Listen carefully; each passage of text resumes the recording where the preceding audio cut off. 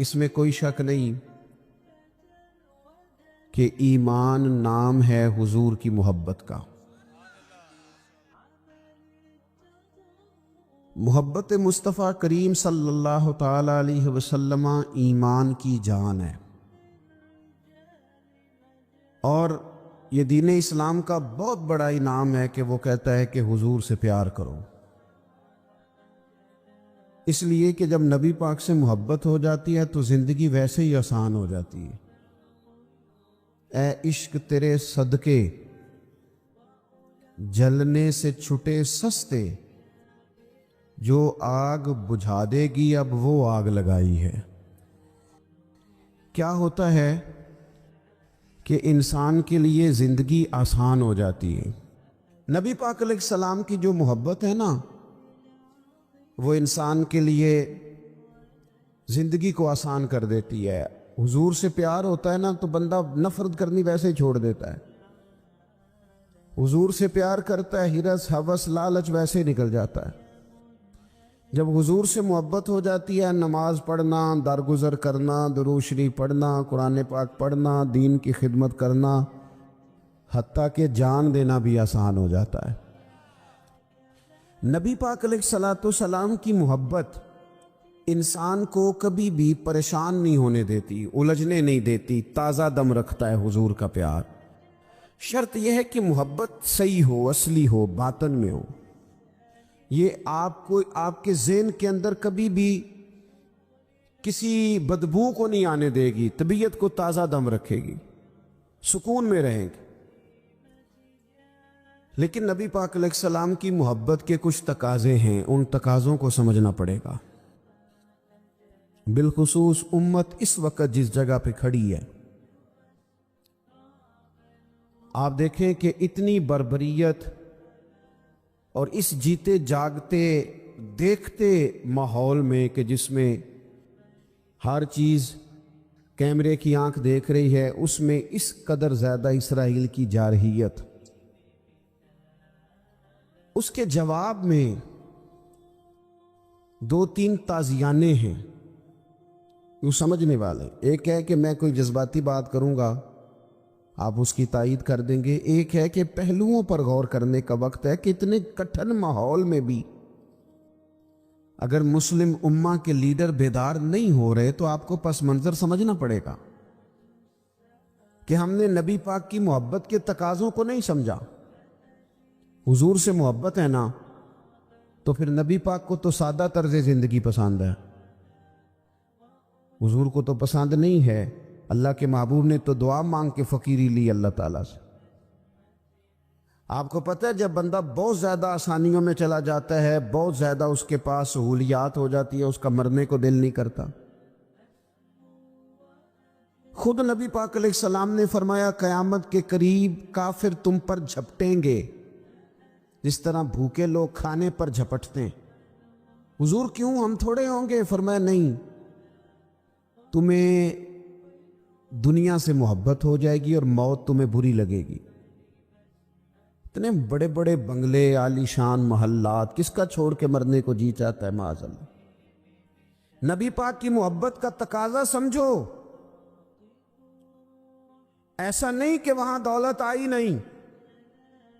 حضور تو فرماتے ہیں کہ اللہ نے خزانوں کی کنجیاں میرے ہاتھ میں رکھ دی ہیں، لیکن میں نے عرض کیا مالک ایک وقت روٹی دینا اور ایک وقت کا فاقہ دینا۔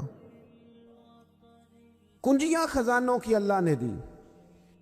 جب تک آپ اپنا طرز زندگی، یہ جو بہت دنیا کا پیار ہے نا،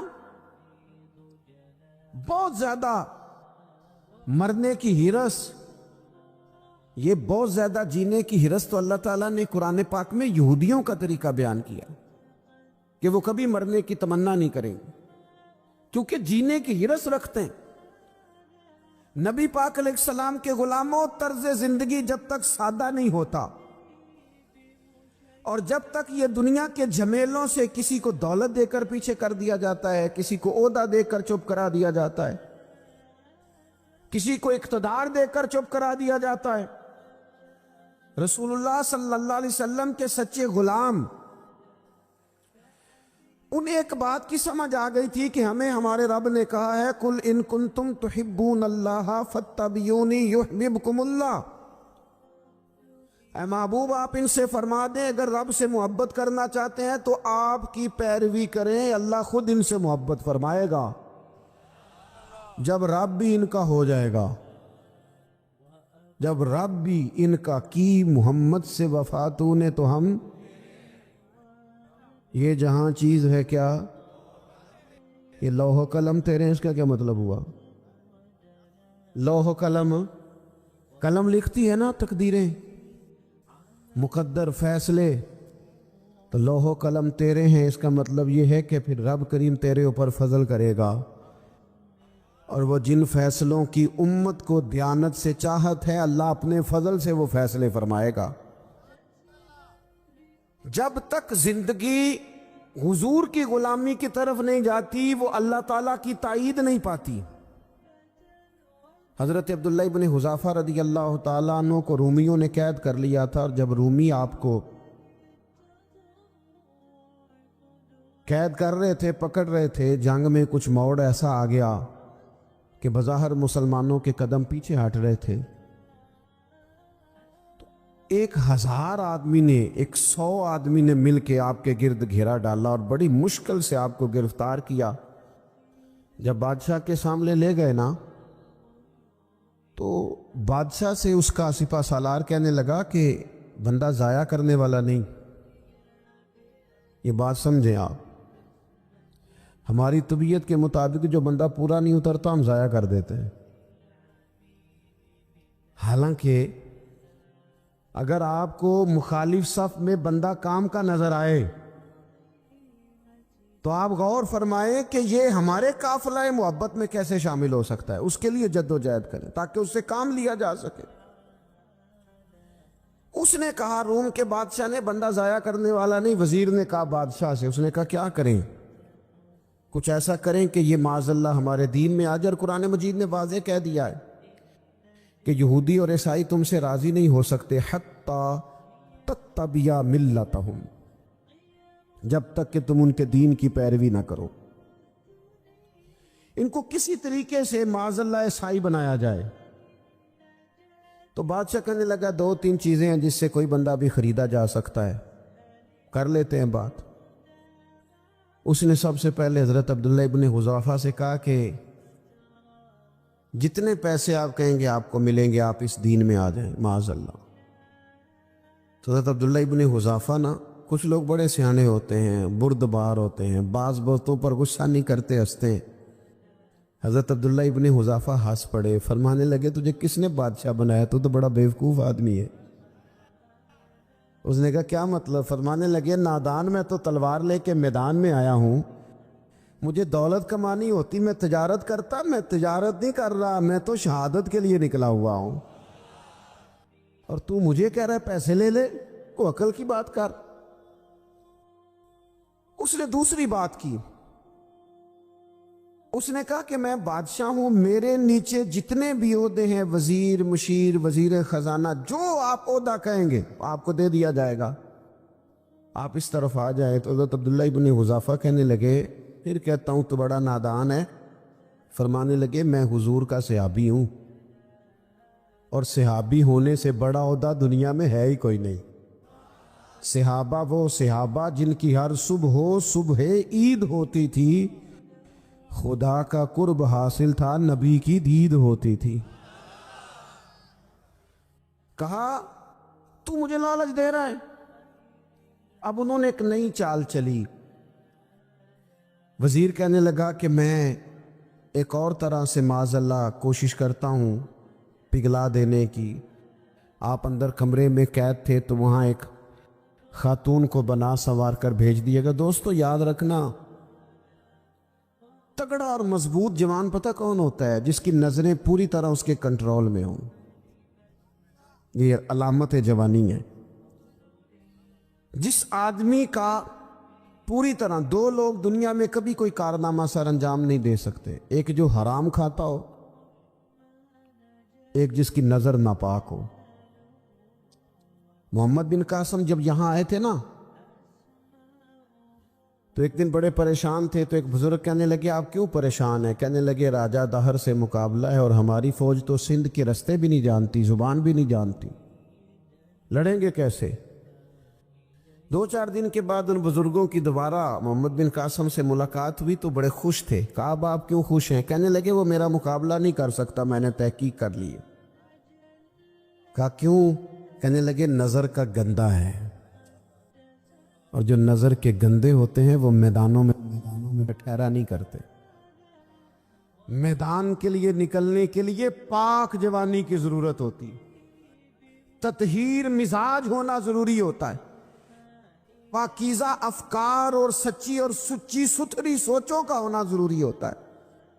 اس لیے فرمایا کہ میرا مقابلہ نہیں کر سکتا۔ حضرت عبداللہ ابن حذافہ کمرے میں تھے تو وزیر کی بیٹی اندر سجی سنوری پہنچ گئی۔ جیسے ہی آپ نے اس کفر کی چال کو دیکھا تو تیمم کر کے نفل شروع کیے۔ وہ ساری رات بیٹھی رہی، رب کا بندہ ساری رات عبادت کرتا رہا۔ عبادت بڑا سہارا ہے، مصلی بڑا سہارا ہے اللہ کے بندوں۔ صبح دروازہ کھولا، وزیر نے اپنی بچی سے پوچھنا چاہتا تھا رزلٹ کیا نکلا، تو کہنے لگی پیچھے ہٹ جا، اب تیرا میرا تعلق کوئی نہیں، میں نے نبی پاک کا کلمہ پڑھ لیا۔ اس نے کہا میں نے بھی زمانہ دیکھا ہے، پر یہ کیا لوگ ہیں، کستوری کے بنے ہوئے،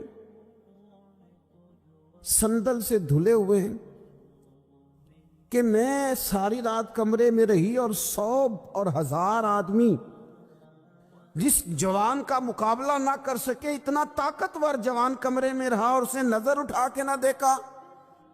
او کچا رنگ للاری والا جڑا چڑھدا تے لیندا رہندا ہے، اے عشق تیرے دا رنگ محمد چڑھیا پھر نہیں لیندا۔ میں کہا ایک دفعہ نظر اٹھا کے نہیں دیکھا، کمال ہو گئی۔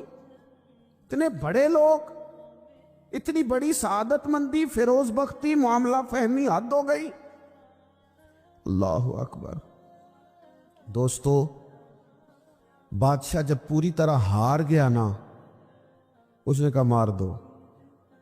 تیل گرم کیا ایک کڑاہی میں، اور جب آپ کو اس میں ڈالنے لگے تو آپ کی آنکھوں میں آنسو آ گئے۔ بادشاہ کا خیال ہوا شاید نرم ہو گئے ہیں، کہنے لگا روئے کیوں؟ فرمانے لگے سوچتا ہوں جان ہی ایک ہے،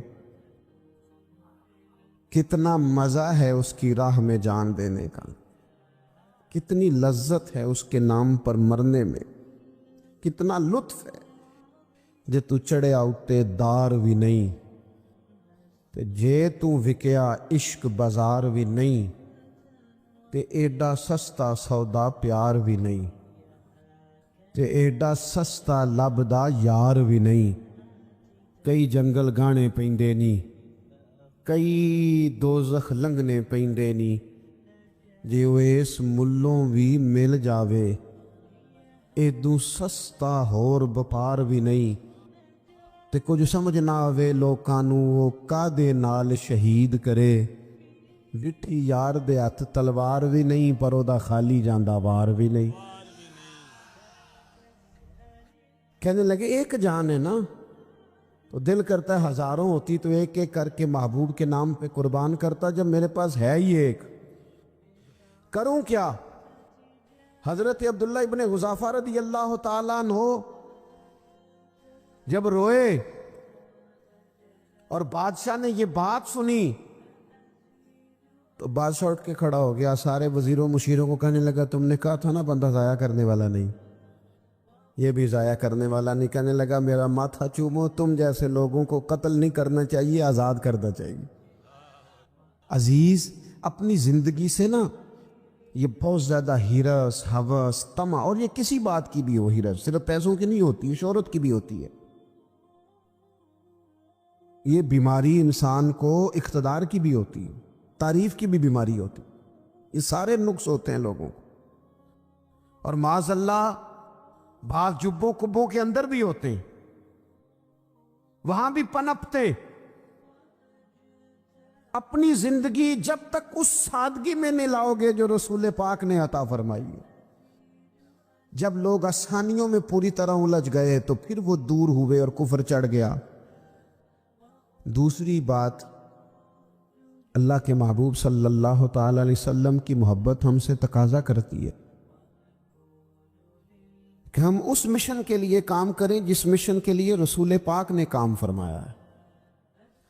ہم سارے کام بڑی مضبوطی سے، سوچ سمجھ کے، تدبر سے، حکمت سے، تقاضوں کو مد نظر رکھتے ہوئے کرتے ہیں۔ سارے کام، دین کے کام میں ہمارا مزاج نہیں ہوتا، او ہو جائے گا جی، آپ بسم اللہ پڑھیں جی، شروع کریں جی۔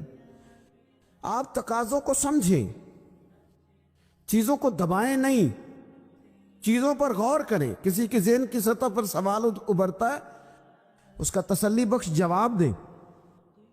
اپنی زندگی میں دین کے کام کے لیے اپنے آپ کو وقف کریں، اور دین کے کام کے بہت سارے پہلو ہیں۔ ہزاروں لوگوں کو قرآن پاک ٹھیک پڑھنا نہیں آتا، ہزارہا لوگ ہیں جو قرآن مجید کے مطالب سے آگاہ نہیں ہیں، دین کی بنیادی ضروریات سے لوگ نابلد ہیں۔ میں آپ کو کس طرح یہ بات سمجھاؤں کہ ہزاروں کی تعداد میں طلاقیں اس لیے ہوتی ہیں کہ مردوں کو طلاق کے مسئلے نہیں آتے، انہیں پتہ نہیں ہے کہ مجھے حقوق زوجین کے معاملے میں کیسے چلنا۔ ڈھیر سارے گھروں میں تباہی اس لیے ہے کہ تربیت اولاد کا دینی منہج ہمیں نہیں پتا۔ اپنا حصہ ملائیں دین کے کام میں۔ ایک آدمی کو اگر تو نمازی کرنے میں کامیاب ہو گیا، تیری زندگی بدل گئی۔ وہ دین بیزار لوگ جو ہمارے بیچ بیٹھ کے ہماری نوجوان نسل کو پگڑی اور داڑھی کا نام لے کے بنیادی طور پر دین سے دور کرتے ہیں، ایسے نوجوانوں کو دین کا پیغام محبت دے کر دین کے قریب کرنا ہماری ڈیوٹیوں کا حصہ ہے۔ ہمیں ذمہ داری کا احساس کرنا پڑے گا، ہمیں یہ خاص قدم اٹھانا پڑے گا، توجہ دینی پڑے گی۔ مساجد، مدارس، میں آپ سے عرض کروں، اتنی ڈٹ کے مخالفت ہوتی ہے نا مدرسوں کی، اتنی ڈٹ کے۔ میں ادارہ چلاتا ہوں، اس کے چلانے میں جو مشکلات ہیں وہ تو ہم بتا نہیں سکتے آپ کو، اس لیے کہ میری قوم، میرا اس قوم سے تعلق ہے جو نعت خواں امیر کرنا چاہتی ہے، مدرسے نہیں۔ نقیب خطیب پیدا کرنا چاہتی ہے، شعر و شاعری کی زندگی کو پروان چڑھانا چاہتی ہے۔ فقط ہمارا ان لوگوں سے تعلق ہے جو لاکھوں کروڑوں روپیہ محافل پہ لگائیں گے، اور قاری صاحب بیچارے اگر مسجد کا کوئی ہونے والا کام کسی وقت بتا دیں گے تو وہ بڑی مشکل آ جائے گی ان کے لیے۔ یہ کیسے ہو سکتا ہے، آپ نے یہ ڈیوٹی بتا دی؟ مدارس، اور جتنا اہم رول دین کو پھیلانے میں مدارس اسلامیہ کا ہے، اتنی زبردست، لوگوں کا خیال ہوتا ہے میری طرح کے لوگ شاید کام کرتے ہیں، ڈیوٹی کرتے ہیں۔ یہ 10-15 لوگ آپ کو نظر آتے ہیں جو آپ کو کہیں میڈیا پر یا ادھر ادھر ڈیوٹی کرتے، مخلص لوگ اپنی جگہ پہ، وہ بھی بڑا ہی کام کر رہے ہیں، جو میڈیا پہ آ کے بھی اخلاص سے اور درد دل سے کو دین کی، ان کی بھی کسی بات کی حوصلہ شکنی نہیں۔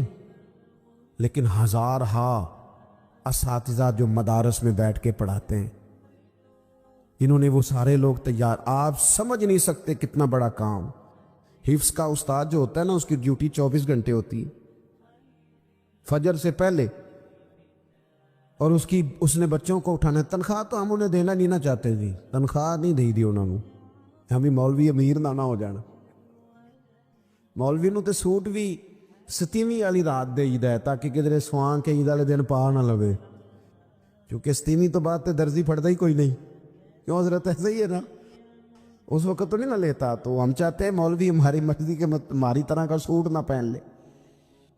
مدارس کی مضبوطی، آپ یہ دیکھ لیں، یہ صلاح الدین ایوبی کا تعلق بھلا کس چیز سے تھا؟ غوث اعظم کے مدرسے سے۔ حضور غوث اعظم کے مریدوں کی جماعت اس کے ساتھ شامل تھی۔ کون لوگ تھے جنہوں نے مدارس سے فیض پایا؟ رازی اور غزالی، حضور غوث اعظم، خواجہ اجمیر، یہ سب لوگ مدارس کے لوگ ہیں۔ کمزوریاں ہیں، غلطیاں ہیں، بہت ساری چیزوں کی اصلاح کی ضرورت ہے، لیکن یہ دین کا بہت بڑا قلعہ ہوتا ہے مدرسہ، لیکن اس کی مخالفت کی جاتی ہے۔ مجھے بتائیے، اگر مدرسوں میں کمزوریاں ہیں تو کالجوں یونیورسٹیوں میں نہیں ہیں؟ ہم نے کبھی مخالفت کیا بند کر دو سارے؟ لیکن لوگوں کا جب خیال آتا ہے، جب ہمارے سابقہ وزیر صاحب تھے سر راہ، کسی دعوت میں میری ان سے ملاقات ہو گئی تو انہوں نے کہا مدرسوں کا کردار کیا ہے آج کے ماحول میں؟ میں نے انہیں کہا کہ مختلف کورسز آپ کراتے ہیں نا، تو اس کے لیے پھر مختلف ویکینسیز ہوتی ہیں، جہاں بچوں کو مدرسے کا کورس کرایا جاتا ہے تو استاد بننا ہوتا ہے، اس نے خطیب بننا ہوتا ہے، مسجد کی ڈیوٹی کرنی ہوتی ہے۔ میں نے کہا آپ بالکل کوئی حکومت سرپرستی نہیں کرتی، لیکن اللہ کا فضل ہے، کبھی آپ نے کو مسجد سنی ہے جس میں جمعے والے دن مولوی نہ ملا ہو جمعہ پڑھانے کے لیے؟ کبھی آپ کو رمضان میں ایسی مسجد ملی ہے جس میں قرآن مجید سنانے کے لیے حافظ نہ ملا ہو؟ یہ ہو سکتا ہے کسی حافظ کو مسجد نہ ملے۔ تو مدارس کے ذمے جو کام تھا مدارس نے جم کے کیا ہے اور ڈٹ کے کیا اللہ کے فضل سے۔ اور مدارس کے لوگوں کو بھی کمزور نہیں پڑنا چاہیے، کبھی کسی وزیر مشیر مالدار کے روب میں نہیں آنا چاہیے، قطعاً نہیں۔ کیوں؟ کہ یہ وہ عظیم لوگ ہیں رسول اللہ صلی اللہ علیہ وسلم کے دین کے غلام، کہ ابھی ایک لفظ نہیں پڑا ہوتا الف با تا سا، پہلے دن گھر سے نکلتے ہیں تو حضور فرماتے ہیں اللہ کے فرشتے ان کے پیروں کے نیچے پر بچھا بھی دیتے ہیں، پہلے دن اتنا بڑا اعزاز ملتا ہے۔ تو حضور کی محبت کا تقاضا ہے، دین کا کوئی کام کیا جائے۔ ایک خاتون مسجد نبوی شریف میں جھاڑو دیتی تھی، پر کوئی کام تو کرتی تھی نا۔ اور کس مسجد میں؟ جہاں 70,000 فرشتے صبح آتے ہیں، 70 شام آتے ہیں، اس مسجد میں وہ خاتون جھاڑو دیتی تھی۔ بخاری ہے، جب ان کا انتقال ہو گیا صحابہ نے سوچا کہ حضور کو تکلیف ہوگی، بغیر بتائے جنازہ پڑھ دیا۔ حضور صبح تشریف لائے، تازی قبر دیکھی، اور محبوب وہ ہیں جو فرش پہ کھڑے ہو کے عرش کی خبریں دیتے ہیں۔ نبی پاک علیہ الصلوۃ والسلام نے فرمایا کہ مجھے اطلاع کیوں نہیں دی اس کے انتقال کی؟ یہ کرم دیکھو، کوئی ڈیوٹی تو کرتی تھی نا یار، پر خلوص سے، پر پیار سے، پر اللہ کو راضی کرنے کے لیے، پر درد دل سے۔ اور دین کی ڈیوٹیاں کرنے والے دوستو سنو، حضور صبح آئے، قبر کو دیکھ کر فرمایا مجھے کیوں نہیں بتایا؟ یا رسول اللہ آپ کو تکلیف دینا مناسب نہ جانا؟ تو قبر پہ کھڑے ہو کے حضور نے فرمایا صف بناؤ، میں دوبارہ جنازہ پڑھاؤں گا، صف بناؤ میں دوبارہ جنازہ پڑھاؤں گا۔ کوئی ڈیوٹی تو۔ تیسرا تقاضا حضور کی محبت کا، سمجھو میں بس بڑی جلدی بات سمیٹنے لگا ہوں، حضور کی امت سے پیار کرو، یہ نبی پاک کی محبت کا تقاضا ہے۔ حضور اس بندے سے بڑے راضی ہوتے ہیں جو حضور کی امت سے پیار کرتا ہے۔ آپ کو پتہ ہے حضرت جبریل امین علیہ السلام نے معراج کی رات حضور علیہ الصلوۃ والسلام سے عرض کی تھی کہ اللہ کی بارگاہ میں عرض کیجئے گا میری بھی ڈیوٹی لگ جائے آپ کی امت کے ساتھ محبت کرنے پر۔ تو یہ کیوں کہا تھا انہوں نے؟ علماء نے لکھا اس لیے کہا تھا کہ حضرت جبریل بھی جانتے ہیں کہ حضور کی امت سے محبت کی بات کی جائے نا تو نبی پاک راضی ہوتے ہیں۔ امت سے پیار کرو گے نا، امت سے ایک صرف بات کا خیال رکھنا، عقیدہ برا ہو تو بات دوسری ہے، ورنہ میرے محبوب کی امت کا ایک ایک شخص جو مدینے والے کا کلمہ پڑھتا ہے، جو حضور کا غلام ہے، اس کے بارے میں اپنے دل میں گنجائش رکھنا، پیار رکھنا، وارفتگی رکھنا۔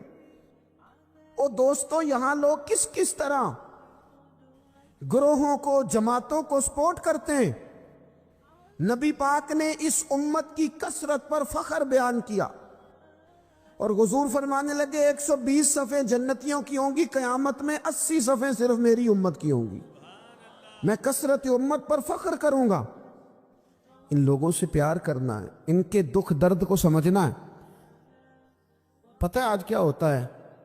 آج ہمیں نا مختلف چھوٹے چھوٹے ملکوں میں بانٹ دیا گیا، تو ہم کسی دوسرے مسلمان بھائی کا درد نہیں محسوس کرتے، ہم گھروں میں نہیں محسوس کرتے۔ پڑوسی پر ظلم ہو رہا ہو تو ہم کہنے پتر ساڈا نہیں مسئلہ، یہ مسئلہ ہے، تینوں کی لگے۔ حالانکہ پڑوسی کی آگ اس لیے بھی کسی وقت بجھا دینی چاہیے کہ پڑوسی کی نہ بجھائی جائے تو اپنا گھر بھی زد میں آ جاتا۔ آج امت مسلمہ سے ہمیں بس لگا دیا گیا اپنے حصے کی روٹی کماؤ، اپنے حصے کی کوٹھی بناؤ، اپنے حصے کی گاڑی خریدو، اپنے حصے کا کام کرو۔ امت کا درد، امت کی بات، وحدت امت کا تصور،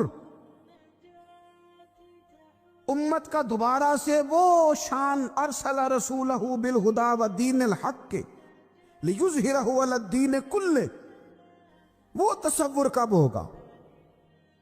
اس وقت ہوگا جب ہم بات امت کی کریں گے۔ نبی پاک علیہ السلام نے فرمایا مسلمان کی مثال ایک جسم کی طرح ہے، جسم کے ایک حصے کو تکلیف ہو تو سارا آزمائش میں آ جاتا ہے۔ مجھے بتاؤ یہ انگلی درد کرتی ہو، یہ انگلی جسم کا حصہ ہے نا، تو میرا خیال ہے دماغ یہ کہہ دے گا کہ انگلی کی درد ہے نا مینوں کی لگے، دل کہہ دے گا کوئی نہیں ٹینشن لینی، انگلی کا مسئلہ ہے نا۔ ایسا نہیں ہوتا، بلکہ جب انگلی میں درد ہوتی ہے تو دماغ منصوبہ بندی کرتا ہے کہ اس کا علاج کیسے ہو سکتا ہے، دل پریشان ہوتا ہے، پیر چل کے جاتے، ہاتھ وہ دوائی وصول کرتے، دانت اسے چبا کر، حلق اسے نگل کر، معدہ اسے ذخیرہ کر کے جسم میں پھیلاتا ہے، پھر جا کے انگلی شفا پذیر ہوتی ہے۔ ایک حصے کو درد ہو تو سارا حصہ کام پہ لگ جاتا ہے۔ اسرائیل اگر تکلیف دے رہا ہے فلسطینیوں کو تو ہونا چاہیے تھا نا بعض مسلمان حکمرانوں کو نیند نہ آتی، وہ درد دل محسوس کرتے، ہونا چاہیے تھا نا کہ بعض لوگ یہاں ہم کیا کرتے ہیں بھلا بیٹھ کے، اب تو مجھے بعض چیزوں سے کوفت بھی ہونے لگا، ہم دیتے ہیں بیان، مذمت۔ آپ کے بیان دینے سے کیا ہوگا؟ فلانے نے بھی بیان دے دیا، فلانے نے بھی کلپ دے دیا، یہ کیا کر رہے ہیں؟ یہ تو آپ زندہ رہنا چاہتے ہیں، وہ جس طرح آج کل ہمارے ہاں بہت ساری چونکہ جماعتیں ہیں تو کشمیر ڈے آتا ہے نا تو مل کے ریلی نہیں نکالی جا سکتی، سوال نہیں پیدا ہوتا، کیونکہ ہمیں جماعتوں کو زندہ رکھنا ہے۔ اس جماعت کی خبر الگ لگنی چاہیے، اس جماعت کی خبر الگ، تو ایسے کوئی انقلاب آئے گا؟ یاد رکھنا امت کو پوری کو ایک طاقتور آواز بننا پڑے گا، ہمیں تھوڑا تھوڑا اوپر اٹھ کے سوچنا پڑے گا۔ خدا را اللہ تعالیٰ مجھے معاف کرے اگر کوئی بات میں ستی کر رہا ہوں، دل کی گہرائی سے عرض کرتا ہوں اب تو بڑا سخت وقت آ گیا، اب چونکہ اب تو کیمرے کی آنکھ آئی ہے تو وہ زخمی بچے دیکھے نہیں جاتے، وہ تڑپتی مائیں دیکھی نہیں جاتی، وہ سسکتی اور آواز دیتی بیٹیاں سنی نہیں جاتی، وہ آوازیں ایسی ہیں جیسے وہ رات کے سناٹوں میں چیخیں بن کے لوگوں کو جگایا کریں گی۔ خدا را کچھ جرم ایسے ہوتے ہیں جن کی سزائیں بڑی سخت ہوتی ہیں، جن کی معافی بڑی مشکل سے ہوتی۔ اپنے اندر جذبہ ایمانی پیدا کریں۔ اور میرے دوستو بستر پر بھی تو لوگ ماری جایا کرتے ہیں نا، اپنی زندگی رسول اللہ صلی اللہ علیہ وسلم کے دین کے نام کرو، جذبہ جہاد، شوق شہادت اور عشق رسول، یہ عناصر ہیں جو امت مسلمہ کو پیروں پر کھڑا کریں گے۔ 2 منٹ کے لیے سوچو، امت اگر اسی طرح کٹتی رہی، پریشان رہی، دکھتی رہی اور باری باری کر کے، اقبال نے کیا کہا تھا؟ اس نے کہا تھا وطنوں میں، انہوں نے کہا تھا کہ ان تازہ خداؤں میں بڑا سب سے وطن ہے، جو پیرہن اس کا ہے وہ مذہب کا کفن ہے۔ تو اقبال ہم کیا کریں؟ کہنے لگے بازو تیرا توحید کی قوت سے قوی ہے، اسلام تیرا دیس ہے، کیونکہ تو مصطفی ہے، تو بحیثیت مسلمان سوچنا شروع کر، بحیثیت مسلمان، اور یوں تو سید بھی ہو، مرزا بھی ہو، افغان بھی ہو، تم سبھی کچھ ہو، بتاؤ کہ مسلمان بھی ہو۔ تمہارے اندر کہیں سے کوئی مومن بھی بولتا ہے کہ نہیں؟ इलाकाई तासुबात और मुल्की सरहदों में कैद हो जाने वालों, तुम एक नबी की उम्मत हो। क्यों नहीं समझते? जब कश्मीर की बेटी रोती है तो मदीने वाले महबूब पाक अलैहिस्सलाम की उम्मत की बेटी रोती, जब फलस्तीन की बेटी रोती है तो उम्मत की बेटियां रोती। खुदारा कुछ दर्द दिल अपनी तबीयत में पैदा करें। मैं हुक्मरानों की बात नहीं करता, मैं तो आम लोगों से ऐसे तबसरे सुनता हूं जो नहीं करने चाहिए।